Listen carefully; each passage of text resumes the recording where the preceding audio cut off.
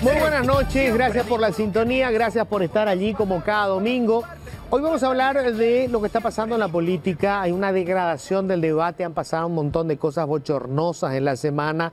Y bueno, vamos a discutir con gente que analiza la política y que hace política, algunos hacen política, sobre qué nos está pasando, que este nivel de descomposición a qué responde y qué puede ocurrir, ¿verdad? ¿Para dónde puede ir esto?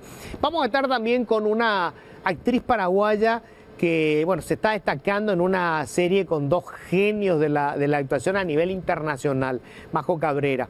Así que vamos a estar, hay mucho para compartir hoy. Rápido, quiero hacer un comentario breve sobre algunas cuestiones que son más que preocupantes. El presidente de la República, Santiago Peña, volvió de su periplo en Estados Unidos y dio una conferencia de prensa.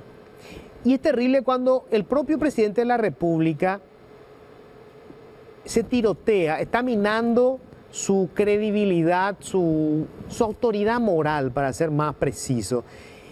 Y eso es muy delicado porque todavía no lleva siquiera 100 días en el poder y además no inició ninguno de los procesos de reforma muy complejos que va a tener que llevar adelante y que van a ser difíciles, que van a tener costo social y político. Pero quiero ir a los tres puntos que hacen a lo que, digamos, puso sobre la mesa el presidente de la República, Santiago Peña, apenas volvió de su viaje a Estados Unidos. Lo primero, le preguntaron sobre este pedido que hace el propio Poder Ejecutivo de un aumento de salario para diputados y senadores, 5 millones de guaraníes. El presidente de la República podía haber intentado dibujar cualquier excusa, pero él, como economista y exministro de Hacienda, no podía decir la barbaridad que dijo. Intentó justificar el aumento de 5 millones de guaraníes diciendo que la inflación ha sido importante y que hacía 10 años no se daba un ajuste para el salario o para la dieta de los parlamentarios. Para empezar, eso es mentira, porque en realidad, si uno ve del 2013 al 2023, el salario o las dietas se han incrementado en un número importante. En realidad, no es demasiado importante el número, es decir, un aumento de 5 millones para el número del presupuesto, para un grupo de menos de 200 personas, obviamente no tiene un impacto brutal. ¿Cuál es el problema? El problema es que el grueso de la población económicamente activa y ocupada sigue teniendo un ingreso que en promedio no pasa de 2.700.000 guaraníes. Ese es el ingreso promedio del trabajador paraguayo. El 70% de la gente que trabaja gana menos del salario mínimo y hasta un salario y medio. Y en estos 10 años, ese sector no vio una mejora en sus ingresos.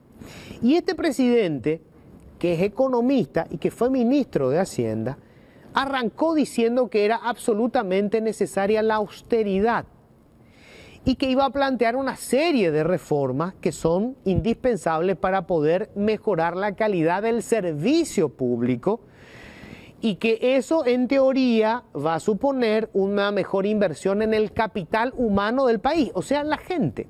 La única manera de mejorar los ingresos de una población es hacer que quienes trabajan sean más productivos. Y la productividad está directamente vinculada con el nivel de educación y de salud que tenga esa gente. O sea, cuánto ha invertido el Estado en esa gente. ¿Por qué los paraguayos que se van a la Argentina en su mayoría terminan trabajando como empleada doméstica o como albañil? Y los argentinos que vienen acá terminan siendo normalmente gerentes. ¿Por qué? ¿Porque naturalmente son más inteligentes? No. Porque la inversión que ha hecho el Estado en los argentinos es infinitamente superior que la inversión que ha hecho el Estado paraguayo acá. Entonces, nosotros no hicimos nada todavía de eso. Pero el presidente arranca diciendo que hace este aumento de 5 millones de guaraníes porque la inflación le pegó en su dieta a los legisladores en los últimos años. En términos de economía, es un disparate lo que dijo. Segunda cuestión, justificó lo de Itaipú. Hay más de 100 personas que concursaron para obtener un cargo en Itaipú. Son los cargos más codiciados del país, porque obviamente pagan unos salarios que son absurdamente altos. Y él justificó diciendo, vamos a hacer un nuevo concurso porque en este se cometió la injusticia de que miles no pudieron participar. Lo que le hace perder autoridad moral al presidente es que pretende, o no pretende, anula un concurso, dicen que se amañó el concurso, pero no presentaron una sola prueba, o no dijeron quiénes amañaron el concurso, y deja exactamente como está todos los cargos, o mejor, los nombramientos que se hicieron de políticos y de familiares de políticos de manera directa. El propio director paraguayo de Itaipú tiene a su hija veterinaria en el sector administrativo y entró por la ventana. Los primos del vicepresidente de la República entraron por la ventana a Yacyretá. Y hay por lo menos 45 personas que en este brevísimo periodo entraron en las dos binacionales sin haber concursado un carajo. Entonces el presidente de la República nos toma del pelo cuando dice que anuló los concursos porque fue muy injusto que miles no pudieron concursar. Si el presidente quiere ser coherente, que anule todos esos nombramientos y que todos vuelvan a concursar. Y para terminar, porque no me quiero alargar demasiado, lo último, el presidente llega, hace una conferencia de prensa y ¿a dónde va después? Va a la casa de Horacio Cartes. Él va a la casa de Horacio Cartes a explicarle qué hizo en Estados Unidos. ¿Y qué hace Horacio Cartes? Hace que tomen una foto y que la suban a las redes sociales. ¿Cuál es el objetivo de esto? Demostración de poder.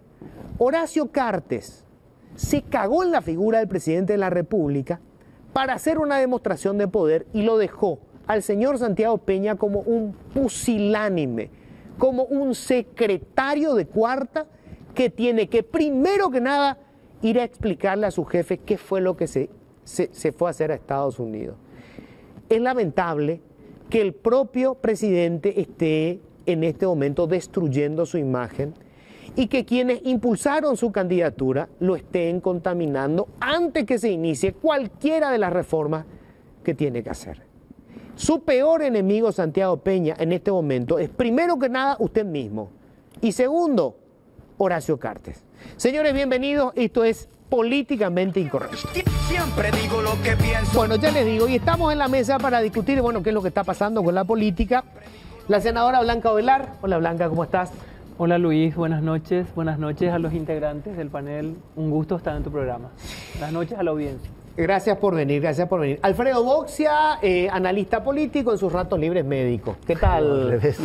Al revés la cosa. Hola Luis, ¿cómo Hola, te va? amigo. Un gusto compartir con invitados tan distinguidos como los que tenés esta noche. Estamos con Andrés Silva, consultor, autor de un libro sumamente interesante sobre liderazgo. ¿Qué tal, Andrés? ¿Cómo estás? ¿Qué tal, Luis? Bueno, un honor realmente estar acá en esta mesa. Yo más como ciudadano, ¿verdad?, que otra cosa, y como una persona interesada siempre en la realidad del país. Bueno, y estamos también con Camilo Filártiga, es docente universitario. ¿Qué tal, Camilo? ¿Cómo ¿Qué tal, estás? Luis? Un gusto estar acá y bueno, muchas gracias por la invitación. No, quiero empezar con una pregunta muy abierta, pero para empezar el debate, digamos, ¿qué pasó con la política en los últimos meses? Yo no recuerdo, no sé, tengo 30 años de hacer periodismo, que se haya degradado tanto el discurso, que los temas que se pongan sobre la mesa sean temas privados, infidelidades. Y esto todavía no llevamos 100 días en el gobierno. ¿Qué pasó, Blanca? Y realmente esa es una pregunta que nos hacemos todos. Para quienes estamos allí es sumamente incómodo. Para quienes creemos en el Estado y creemos en los más elevados fines de la política, es sumamente incómodo no poder dignificar ese espacio y encontrar cada día sorpresas que nos dañan, nos desaniman, afectan la imagen de la política y sobre todo afectan la posibilidad de encarar desde la política la transformación de la realidad y la vinculación estrecha con sus fines, que es la consecución del bien común. Realmente lastima. Yo percibo, este es el tercer periodo que estoy como senadora y en los dos periodos anteriores no hemos tenido el clima muy diferente que tenemos hoy. Hoy tenemos un clima muy degradado en la posibilidad del del diálogo y sobre todo en el manejo del lenguaje. El manejo del lenguaje que si miramos la concepción natural del lenguaje y desde la filosofía del lenguaje representa el pensamiento y los límites de la comprensión, entonces todavía es mucho más preocupante. Yo también quiero indagar mucho más de fondo y yo creo que los analistas nos pueden ayudar a mirar nuestro proceso electoral, no sé qué pasa en la sociedad, pero hoy muchas personas estamos muy incómodas en el Senado de la Nación. ¿Cómo ves el tema, Mengo? ¿Qué pasó? No sé qué pasó, pero no sé exactamente qué pasó. No sé si es solamente el ámbito parlamentario también, senadora. Sí. Lo que sí es que pasó, clarísimamente. Yo recuerdo, con todas las limitaciones propias de la política, las discusiones parlamentarias del estronismo. Había parlamentarios colorados, defensores de la dictadura, defensores de la tortura incluso, de los presos políticos, del exilio, pero había un nivel intelectual del debate que era respetable, ¿verdad? Uno podía estar muy en contra de cómo se utilizaba el intelecto para defender una tiranía, pero había un nivel que uno no podía negar, ¿verdad? Uno recuerda el Parlamento de los primeros años de la transición y uno se sacaba el sombrero ante el nivel de los argumentos, tanto de la oposición como del Partido Colorado, de la austeridad con que se manejaban y de la brillantez de las palabras, como dijo la senadora, y de las juntas municipales. Yo recuerdo aquella primera junta municipal de Asunción, cuando asumió Filisola, en el 91 al 96, y recuerdo hasta hoy los nombres que expuso el Partido Colorado, el Partido Liberal y los 10 o 11 que metió Filisola, eran de un nivel extraordinario. Se ayudaron, eso ayudaba a la ciudadanía, ayudaba a Filisola, ayudaba a la oposición a tener un buen gobierno. Cada 5 años veíamos, tanto en el legislativo como en la Junta, cómo se iba lentamente deteriorando y bajando la calidad del debate, de los individuos, de la representación popular. Cada vez más, y cada vez nos preguntamos, pero ¿hasta dónde va a descender? Y yo me sigo preguntando, ¿puede haber peor cosa que esto? Hay un subsuelo, hay un sub 3, un sub 4. Pero, y acá quiero poner otra cosa sobre el debate. Es solo el Parlamento, es solo la Junta Municipal. ¿Cómo estamos en la academia, en las universidades, en la sociedad en general? ¿Qué pasó de aquel ambiente que existía también, por ejemplo, en las comisiones vecinales que empezaban a surgir en los 90, en los gremios, los sindicatos? ¿Dónde están? Es muy complejo el tema. ¿Vamos a culparle solamente a la ley electoral, al voto directo, o hay algo más? Tengo más preguntas que respuestas sobre eso. A ver, Camilo, el domingo pasado estuvimos acá con líderes del Partido Liberal y realmente fue bochornoso el debate por momentos. O sea, yo no me esperé esto. Además, digamos, viene una derrota brutal y vos suponés que, bueno, después de eso van a intentar a ver cómo nos levantamos. No, se pegaron más, o sea, era seguir enterrándose. ¿Qué pasó? Porque no es solamente un partido político, es la clase política y, como dice Mengo, los gremios, los sindicatos. Hoy estamos discutiendo los títulos universitarios si son truchos o no. Sí.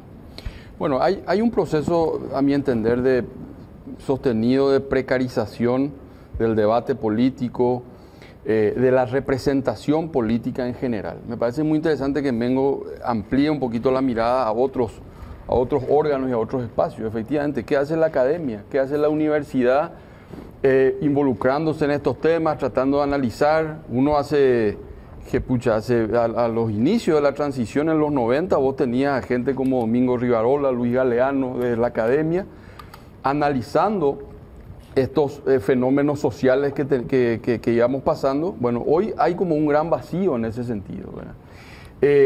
Hay un proceso de debilitamiento institucional también de los partidos, como intermediarios válidos, como articuladores de las demandas ciudadanas, ¿verdad? Yo quiero resaltar la experiencia de la constituyente del 92, que fue un proceso exitoso, ¿verdad? Muchas veces uno dice, es fácil sacar adelante una constitución, ¿verdad? Eso no es así. Chile hace apenas unos meses no ha podido ser exitosa en su proceso de reforma constitucional.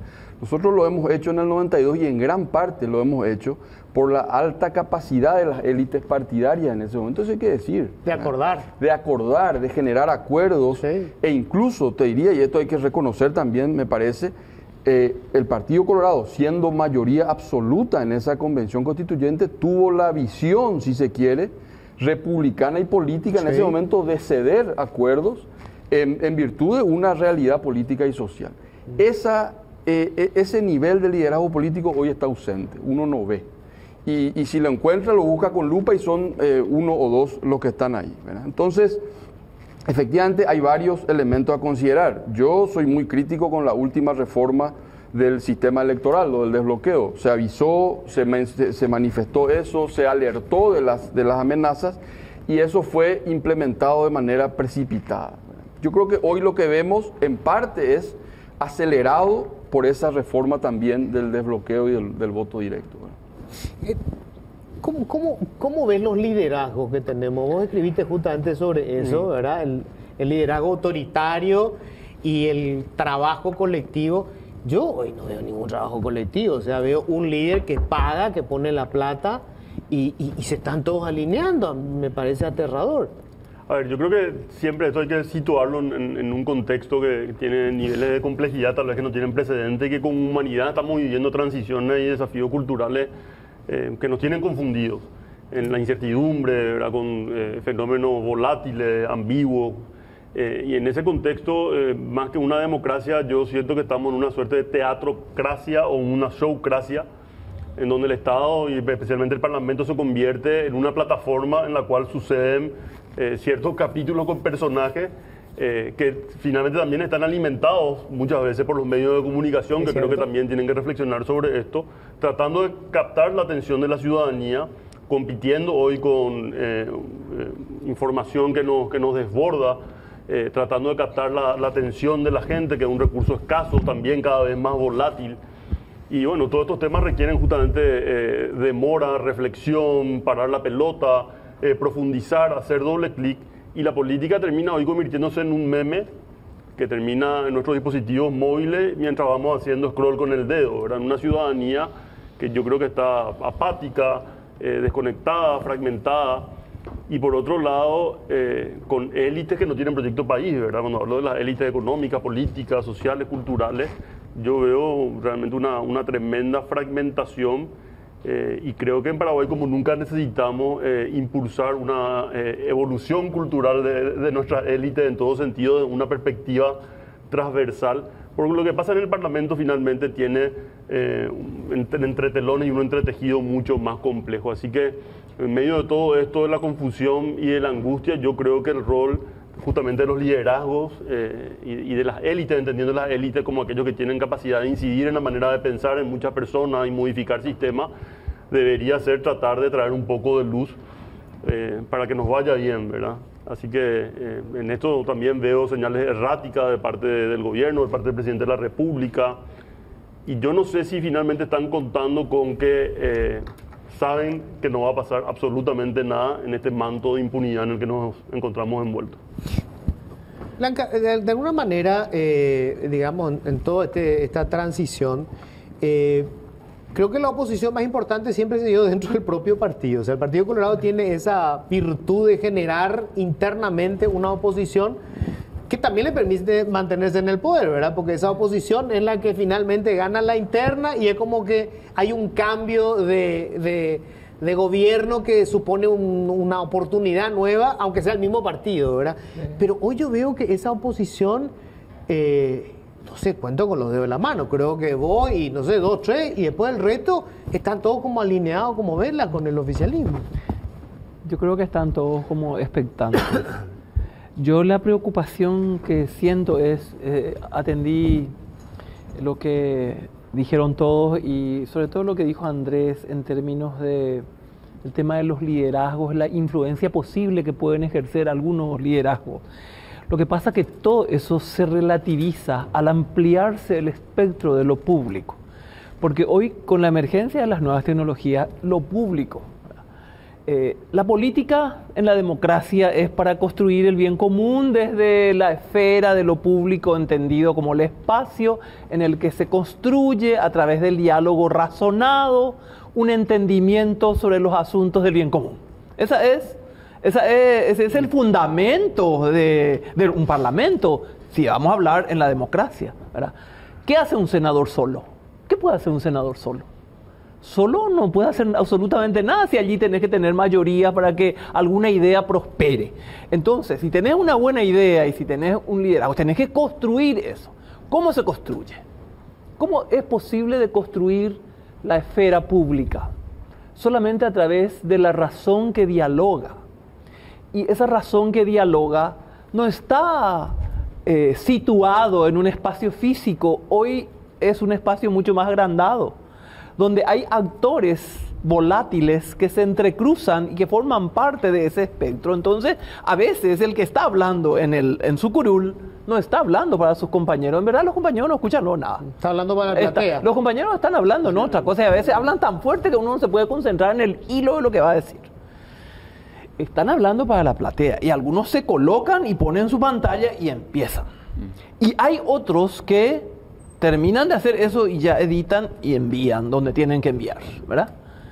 Entonces, ¿cómo se va a construir el entendimiento sobre lo que es importante, lo que afecta la vida de los demás, de lo que afecta la vida del común de la gente, aquello que es interés de todos? ¿Cómo vamos a construir? Allí está el gran paá. Allí está. Además, para poder construir eso, necesitamos establecer vínculos, posibilidad de dialogar razonadamente. Y si yo me opongo desde el insulto, rompo toda posibilidad de sentarme a hablar, pues. Porque para muchos es el show y el insulto. ¿Cómo vas a sentarte a construir con alguien? Ese parlamento del inicio de la transición tenía personalidades admirables, de personas de diferentes signos que se trataban con decoro, que se trataban con... Yo estaba en la reforma educativa trabajando en el ministerio y acompañé algunas veces al padre Montero al Congreso, muy pocas veces, creo que 2 veces, a hablar con los parlamentarios sobre la Ley General de Educación que se estaba tramitando. Y era y más de una vez presencié una reunión entre ellos. Era una reunión de señores que se trataban con cordialidad. Eso está muy difícil hoy. Porque muchas de las intervenciones están en función a ese otro aspecto, espacio físico, quiero decir, espacio público, que se transmite más allá de ese lugar. Entonces, estamos en un diálogo de sordos. El show. ¿Cómo hacer frente a eso? Me decía hace unos meses un renombrado consultor en estrategias electorales internacional, era uno de los más renombrados, me decía, el candidato que no entienda hoy, el político que no entienda que es un producto de consumo masivo y que finalmente la ciudadanía es un espectador que tiene que consumir, está fuera hoy del espectro político, no tiene condiciones absolutamente de nada. Y finalmente los equipos políticos se terminaron convirtiendo en productores publicitarios. Sí. Hoy creo que prima mucho la decisión fundamentada, digamos, en qué es lo que va a tener más clics, en qué va a tener más alcance, que otras cuestiones que tienen que ver justamente con la política en su sentido más profundo y más amplio, ¿verdad? Entonces eso finalmente nos termina también llevando a un esquema, un modelo de un hiperindividualismo, cuando la política finalmente es un ejercicio colectivo, ¿verdad? Así que coincido con lo que dice Blanco. Ese tema del show, Camilo, a ver, lo pasa en la Argentina ahora. Van a una segunda vuelta y en la segunda vuelta va el prebendarismo versus el show. Nosotros tuvimos algo parecido, o sea, vamos, Payo era el show, sí, era el espectáculo, ¿verdad? Y hizo con casi 700.000 votos. Sí. ¿Esta es la nueva democracia del siglo XXI? No, esta es la nueva, digamos, estos son fenómenos mundiales, ¿verdad? Lo estamos viendo nosotros de manera local, pero esto tiene su réplica también en otros países. Tiene mucho que ver también con esa transformación de la sociedad misma, de sociedades más homogéneas quizás. Hace 30 años atrás, a inicio de la transición, eran sociedades que tenían una demanda común, ¿verdad? Era la recuperación de la democracia, era el poder votar libremente, era el respeto a los derechos humanos, era una agenda compartida. Hoy esa agenda de intereses está totalmente fraccionada en una sociedad absolutamente heterogénea, con intereses contrapuestos y además incentivada por un sistema electoral que lo que promueve es la personalización de la política. Pero si esto ya vimos en la campaña, Luis. La campaña fue, a mí en lo personal me pareció, me harté de la campaña electoral, ¿verdad? Porque era una constante puesta en escena individual de las candidaturas, salvo excepciones y sabemos cuáles son, ¿verdad? Pero era una cuestión insoportable de que cada uno se filmaba, a ver quién bailaba, a ver quién... Nosotros no entendemos esa lógica, pero para generaciones más jóvenes que la nuestra, esa forma de hacer campaña política es atractiva. Es atractiva para jóvenes de 18, 19, 20 años. El TikTok, las redes sociales, por ahí pasa hoy. ¿Es atractiva o no tienen otra opción? Bueno, es por donde pasa, digamos. Ahora. Me decía una periodista argentina, Milei ganó en pueblos del norte argentino, donde el peronismo históricamente ganó, se refería a las PASO. Sí. ¿Qué pasó? No se podían explicar.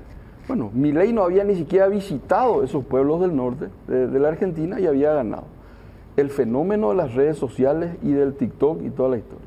Pasó lo mismo con Payo en ciertos puntos de Itapúa, donde Payo tampoco había visitado y había obtenido excelentes resultados electorales. Entonces, canalizar la campaña y la acción política a través de las nuevas plataformas, bueno, parece que es muy efectivo, digamos, para posicionar y visibilizar al candidato hoy en día. Ahora, que eso después se lleve, y me parece dramático lo que comenta la senadora, ¿verdad? Que sea la propia gestión parlamentaria, sea una puesta en escena permanente, eso es dramático. Porque el Congreso debería ser el espacio, primero, de reflexión, de articulación y de diálogo fundamental en democracia, ¿verdad? Y lo que hoy tenemos es algo que nosotros advertíamos previo a la implementación del desbloqueo, es islas y agendas individuales en lugar de proyectos colectivos. Hoy proyectos colectivos no se ven proyectos colectivos de país. La concertación no lo tuvo, por eso tuvo ese resultado electoral también en parte, ¿verdad? Y el Partido Colorado hoy, con el respeto que siempre yo tengo a la cuestión republicana y todo eso, hoy el Partido Colorado está reducido a la agenda de Horacio Cartes y de Honor Colorado.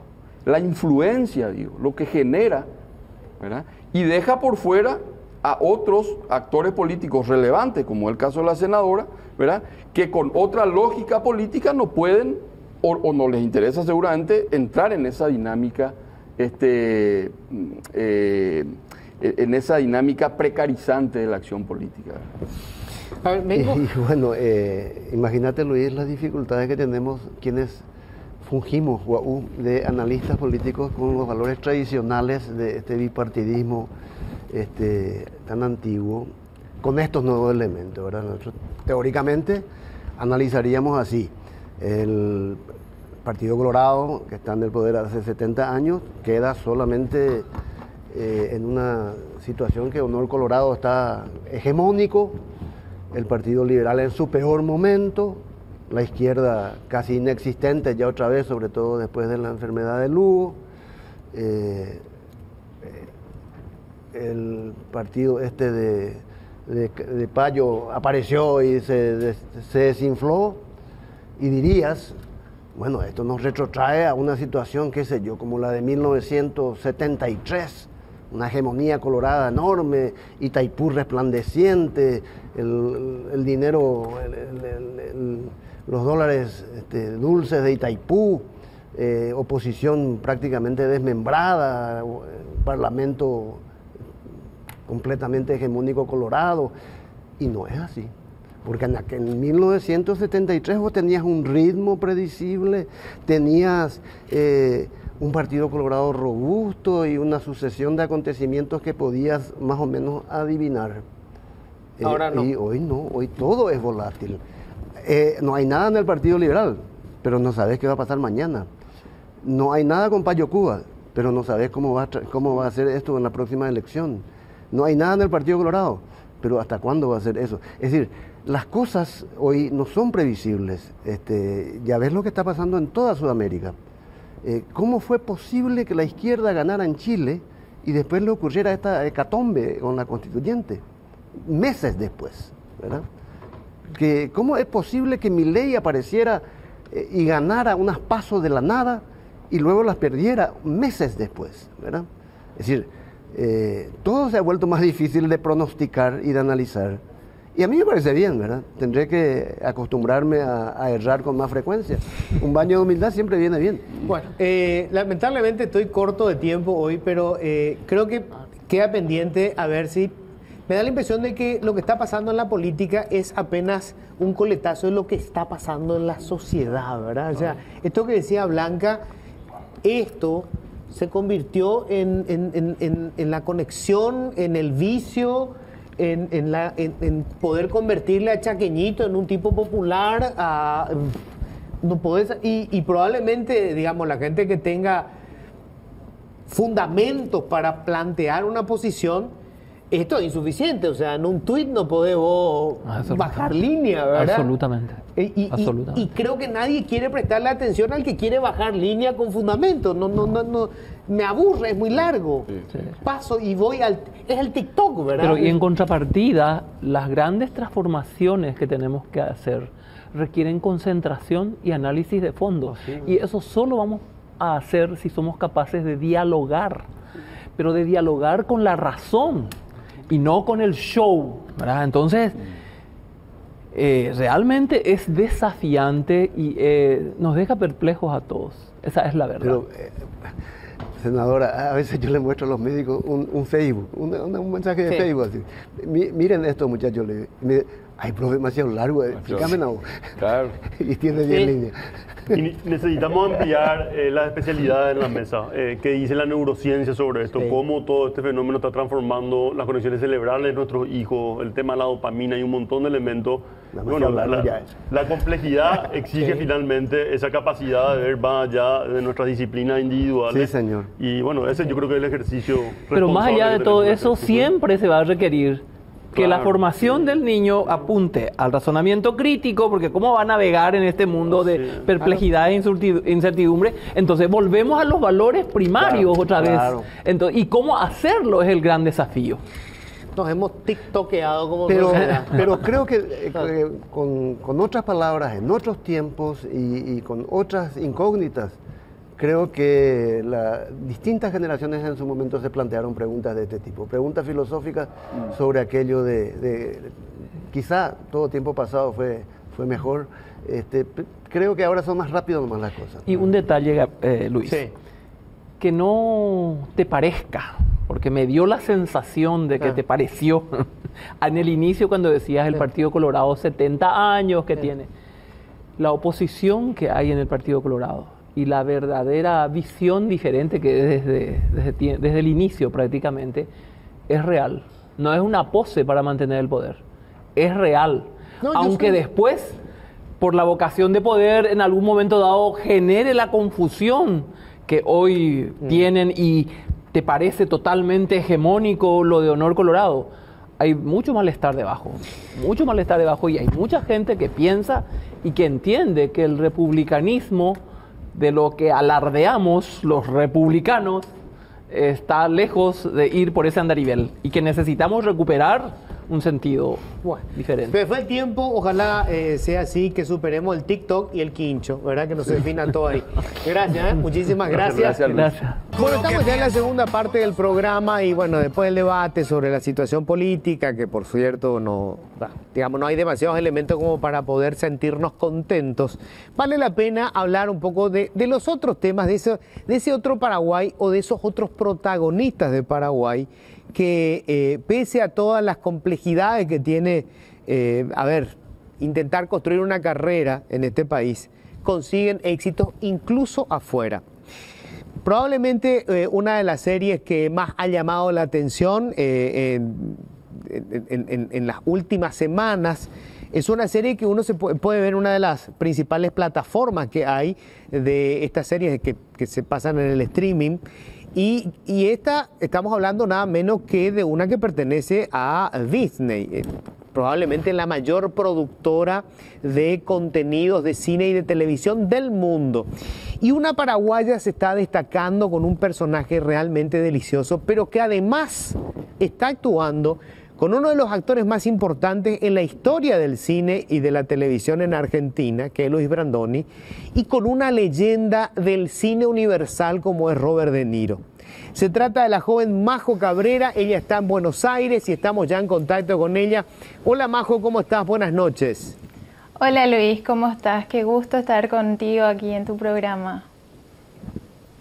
Bueno, qué gusto para nosotros poder hablar contigo y qué gusto poder hablar de algo distinto y de poder hablar sobre todo del éxito fabuloso que estás teniendo, bueno, en la Argentina y yo creo que en América Latina, porque la serie se llama Nada, si no la vieron todavía se están perdiendo de una serie deliciosa, una cosa bien trabajada, bien armada, con un guión bien cerrado, una fotografía fabulosa y 3 personajes que son una delicia. ¿Cómo terminaste en esto, Majo? Yo sé que ya tenías tu historia, vos estuviste haciendo teatro, hiciste cine, hiciste Gracias Gauchito, que fue, digamos, un primer largometraje. Ya habías estado en una serie también en streaming, esta serie donde actúa el actor español que hace del profesor en La Casa de Papel. Pero bueno, eran como, digamos, personajes, era un personaje más. Pero en esta serie, el personaje sobre el cual se construye, digamos, esta fantasía, es el tuyo. ¿Cómo llegaste ahí? Contame. Bueno, llegué por medio de un casting. Así como mencionabas, estuve antes haciendo una participación en esta serie Sin Límites, que es de la plataforma de Amazon Prime. Y bueno, también era de las primeras participaciones junto a Mario Toñanes, eran de las primeras participaciones que teníamos los paraguayos dentro de estas producciones de este calibre, ¿verdad? Y bueno, me había hecho una nota Lucía Zapena y en ese momento ella ya manejaba la información de que iba a haber un casting importante porque Diego Maldonado, su marido, que es dueño de Sector 7 Films, que trabajan, es su productora y son unos genios. Bueno, ellos fueron los que se encargaron de llamar a casting porque Diego tiene una relación con uno de mis directores, con Mariano Con, entonces como se conocían, bueno, le dio esta tarea también, esta misión tan importante y que lo desempeñaron maravillosamente porque hicieron un casting muy lindo en el cual todas las candidatas pudimos lucirnos, así que bueno, el resto ya fue decisión de los directores, ¿verdad? Pero el caso es que Lucía, sabiendo todo esto y sabiendo sobre el casting, en la nota que hicimos me decía, Majo, yo creo que vos tenés que hacer un casting, me decía. Así que bueno, ella me pasó la información y me hizo el contacto con Diego, que después me llamó para el casting también y bueno, ese fue el camino que recorrí para llegar a la serie. Entiendo que cuando participaste del casting, entre otras cosas, te preguntaron con qué actor argentino te gustaría trabajar y fue una coincidencia que vos justo mencionaras en ese momento a quien después terminó siendo tu compañero de elenco. Bueno, en realidad fue como una semana antes de que él me avisara que quedé seleccionada para el papel. Yo me encontraba en Corrientes cuando eso, estaba grabando una película muy linda también que se llama Una sola primavera, del director Joaquín Pedretti, que es una coproducción que realizamos con Gabriela Sabaté. Y cuando estaba ahí en ese proceso de rodaje también fue que Diego me avisa y me dice, Majo, quedaste seleccionada. Y llevaba una semana antes que dije eso, comenté en un comentario casual, en una pregunta casual, que dijeron, y bueno, ¿y con quién te gustaría trabajar? Y bueno, yo había visto ya lo conocía a Luis Brandoni, por supuesto, desde la época de Esperando en la Carroza y después toda la trayectoria que él tuvo, me vi varias películas suyas y las últimas fueron Mi obra maestra y luego El cuento de las comadrejas y para mí eso era como una certeza de que lo que pensaba de él era tal cual, una ratificación de que era un actor increíble. Y bueno, me salió decir en esa pregunta casual que me hicieron, me salió decir sí, totalmente con Luis Brandoni. Y bueno, a la semana recibo la llamada y ahí es donde Diego me cuenta que efectivamente quedé para el coprotagónico de Luis. A ver, desde que saliste de tu Zapucay natal, le cuento de toda la gente que no conoce tu historia, empezaste con lo que era el Festival de Teatro Juvenil, después ya empezaste con el teatro, estudiaste arquitectura, cuando ibas ya por el tercer año más o menos decidiste que no, lo tuyo era la actuación, pero supongo yo que cuando arrancabas, jamás te imaginaste que ibas a estar en una misma escena con Luis Brandoni, una leyenda del cine argentino, y con Robert De Niro, que probablemente sea uno de los mejores actores en la historia del cine. En la historia del cine. Mira, yo creo que en mis sueños más profundos siempre hubo una fantasía. Siempre tuve la fantasía de poder actuar con grandes actores, pero claro, era un sueño. De ahí a que pasara a ser real era como imposible, y menos así tan de repente, tan al inicio de mi carrera, porque si bien, como decís, ya estuve trabajando en Paraguay, ya llevo también carrera en Paraguay, bueno, eran mis primeros trabajos y para mí este es como el debut en las plataformas internacionales, y que tu debut pueda ser así es como un poco irreal o sumamente irreal, te diría. Y estoy saliendo a la luz del brazo de Beto Brandoni, de Luis Brandoni y de Robert De Niro otra vez. Y no solo eso, sino que también con estos directores tan grandes como lo son este sello de Mariano Cohn y Gastón Duprat, que también armaron un equipo de dirección maravilloso, tuvieron como codirectora a Jerónimo Carranza y también fueron un equipo de guionistas increíbles junto con Emanuel Díez y los directores Connie Duprat. La verdad es que el proyecto en sí es una exquisitez y un sueño que si alguna vez deseé y acaricié en mis más profundos sueños, tampoco esperaba que viniera así y que sea tan real. Y tan pronto, ¿verdad? Y tan pronto. ¿Sabes cocinar? Sí, claro que sé cocinar. Igual te digo, no al nivel de las comidas que comí en el set, porque estaban encargados de eso los chefs de Narda Lépez y además fueron luego supervisados todos estos platos por Francis Malman, Narda Lépez y otros chefs de gran reconocimiento a nivel Argentina y también ya a nivel al exterior, ¿verdad? Bueno, quiero ir al personaje, porque estaba diciendo, Majo, que el personaje que haces se escapa de la caricatura que normalmente se dibuja del migrante en general y del paraguayo o la paraguaya que va a buscar empleo como albañil o como empleada doméstica, ¿verdad? Pero el personaje que construís se sale del estereotipo y en realidad termina dándole una lección de vida al protagonista principal que hace Brandoni. Sí, así es. Es un personaje que, bueno, tenía que tener la capacidad de eso, de interpelar al empleador y de humanizarlo, ¿verdad? El personaje está un poco inspirado, de hecho, está un poco todo inspirado en la historia de Beto. Por lo menos para arrancar toda la historia se inspiraron un poco en la historia de Beto, por eso es que hicieron este contacto con Robert De Niro, se animaron a hacerlo porque tienen una relación antigua ellos, una amistad muy parecida a la que se ve en la serie. Y lo mismo, digamos que Beto tenía su propia Antonia, digamos, también tuvo afectos hacia su empleada paraguaya y bueno, está un poquito inspirado en esto y yo creo que los directores también quisieron retratar un poco un poco esto, porque como yo suelo decir, ya formamos parte del ecosistema porteño, los paraguayos, hace muchos años. Somos la migración más grande que hubo y la comunidad más grande que hay acá en Buenos Aires, así que ya llevamos años siendo parte de todo esto. Entonces yo creo que se quiso retratar también un poco lo que las paraguayas vienen dando, porque en cada casa donde hay una trabajadora paraguaya hay un poco de esta calidez y de estos platos tan ricos, ¿verdad?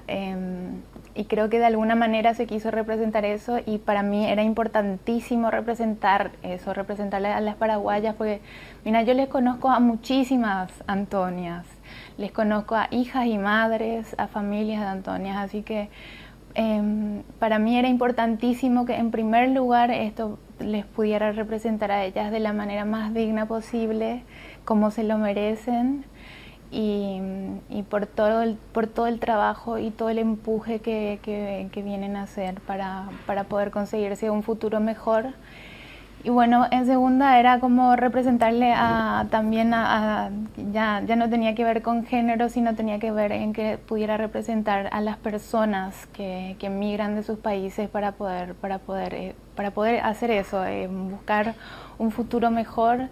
Y creo que incluso yo me sentía identificada y representada por Antonia, y quería que eso también se viera, porque igual que ella, yo estaba llegando también a Buenos Aires con las mismas ganas, con el mismo entusiasmo y con el propósito de abrirme camino desde lo mejor que puedo ofrecer, ¿verdad? Así que bueno, para mí... un mercado sumamente difícil. Claro, ¿Cómo fue tu relación con De Niro? Sí. Mi relación ¿Cómo fue tu relación con De Niro? Sí, la verdad es que congenié muy bien con De Niro. La verdad es que tuvimos charlas muy amenas dentro del set, porque era muy difícil acceder a él si no había un sistema de seguridad muy grande que le estaba cuidando, y él estaba siempre en su motorhome. Y sí, una vez que entraba al set, yo aprovechaba al máximo desde que cruzaba la puerta y desde que la seguridad quedaba afuera. Era como que... Bueno, yo aproveché al máximo, le saqué conversación las veces que pude. ¿Y cómo es él? Creo que puedo decir que fui una de las personas que más pudo hablar con él en su estadía por Buenos Aires. Y De Niro es una persona súper sencilla, súper calmada, tranquilo, pero se presta para toda la comedia que se le proponga. Y nada, es una persona muy amable, muy cálida, y por sobre todo una persona a la que se le nota los años de oficio. Realmente era impresionante verlo, que estaba ahí sentado con toda la energía ya contenida, la que tenía que ofrecer como personaje. Pedía retomas si es que eran necesarias. Tenía por ahí pedía que se le cargara más peso al equipaje que tenía que llevar. Era una persona que estaba súper parada en el set, que no se le necesitaba dar muchas indicaciones, porque realmente se le notaba que él sabía perfectamente lo que estaba haciendo. Y decime un clásico, ¿le enseñaste alguna palabra en guaraní? Por supuesto. Por supuesto, malas palabras. ¿Cómo? Por supuesto, malas palabras, digo. Por supuesto. Es que son las más fáciles, pero además es lo primero por ahí que uno pide aprender. ¿Qué te preguntan? La verdad es que por ahí iba a ser muy difícil. En algún momento incluso como quiso ver si es que metía alguna palabrita en guaraní dentro de nuestras escenas, pero eran muy difíciles las palabras en guaraní. De las que estábamos usando, por lo menos en las escenas, estaba complicado. Entonces, claro, igual sí le enseñé algunas groserías de guaraní mientras estábamos en el momento de la espera, lo cual nos ayudó muchísimo a todos los que estábamos en el set, porque estábamos todos Totalmente, o sea, yo estaba, como suelo decir, ya me habrán escuchado por ahí decir que yo anulé ese tipo de emociones porque si no era imposible, era como darme la vuelta y tenerle al lado mío a Robert De Niro y era como una locura, entonces para mí tenía que olvidarte. Tenía que estar concentrada. Un actor más. Sí, totalmente. Y tenía que estar, de hecho sí, esa era la exigencia, yo tenía que estar a la par de estos dos. Imagínate, son dos grandes y yo tenía que tratar de ponerme al nivel de ellos. Y bueno, estaba en esa situación, pero le veía todo el set y todo el set estaba como parado frente a su ídolo, parado frente a esta estrella de Hollywood, frente a uno de los actores más importantes de la historia y bueno, estábamos todos súper nerviosos por lo menos y estas cosas sirvieron para distendernos en el set. Y bueno, fue muy lindo. Ahora se despidió de mí con muchísima gentilidad, me dijo que soy maravillosa, magnífica, fue como muy lindo todo, la verdad. Qué maravilla. Bueno, déjame decirte que, Majo, estuviste a la altura. O sea, yo vi la serie, te tengo que ser honesto, con algún prejuicio, vamos a ver qué tal, o sea, va a ser una caricatura, va a ser un personaje... No, fue un personaje encantador el que hiciste en la serie y yo creo que el público, al igual que estos dos viejos, se enamoraban del personaje, ¿verdad? Y estuviste a la altura de estos dos genios, ¿verdad? Realmente yo me emocioné, te juro, cuando vi dije, no puede ser, o sea, caramba, este es el sueño de cualquier actor, actriz en Paraguay, pueden estar 100 años esperando una oportunidad así, y esta chica a sus 30 años... sin que se te mueva un músculo, ahí estaba con estos dos grandes monstruos de la actuación, realmente impecable lo tuyo. Muchísimas gracias, Luis. Y es que sí, imagínate, la exigencia era muy grande, pero además de todo esto, el personaje tenía que poder llegar también a todas partes a donde se vaya a proyectar, que son como 176 países, algo así, no estoy muy segura. Pero imagínate, tiene un alcance mundial y bueno, tenía que ser esto, un personaje tipo exportación, así que fue una construcción que bueno, fue de mucho trabajo, mucha comunión dentro del equipo y bueno, este fue el resultado. Y la relación con Brandoni, contame, la relación con Brandoni que por cierto, yo creo que hace uno de los mejores papeles de su vida y mira que ha hecho papeles fabulosos. Pero el viejo que va pasando, digamos, de su rol primero cínico ante el mundo y va como descubriendo, digamos, otro sabor en la vida, me pareció realmente fabuloso. ¿Cómo fue tu relación con él? Ay, Luis, vos sabés que yo tuve la tranquilidad, creo, desde el momento que nos conocimos con él, porque ahí nos dimos cuenta que eso fluía de manera muy natural y bueno, eso fue para mí una gran tranquilidad porque significaba que eso por lo menos no iba a ser un problema o una complicación más. Todo lo contrario, para mí todas las veces que entré al set significaron... Pues que estaba entrando a una clase magistral porque un actor como Luis Brandoni con tanta trayectoria y con tanta expresividad, con tan buena interpretación del texto de sus personajes. Bueno, yo fui como una esponja a tratar de aprovechar todo lo que podía aprender de él y él la verdad que no escatimó en compartir conmigo sus conocimientos, todo lo contrario, realmente se comportó como un maestro para mí. Así que generamos una relación muy linda, muy genuina y creo que eso es lo que traspasa también a las pantallas. Sí, había química y era notable eso, la conexión que había. Fantástico.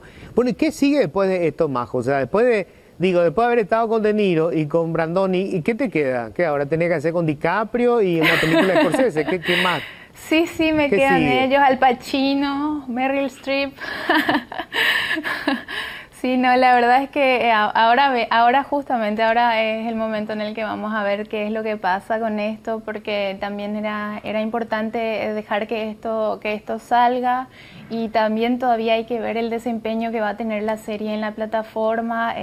Todavía tiene un largo recorrido, creo yo. Normalmente las series están girando por ahí un año, pero bueno, si es muy buena, por ahí se hace más largo el recorrido, y bueno, yo creo que es un producto que le va a gustar a mucha gente, porque eso es muy lindo, es un producto que se hizo realmente como tratando de hacer un poema para Buenos Aires, y creo que quedó finalmente como un poema para argentinos y paraguayos, sí.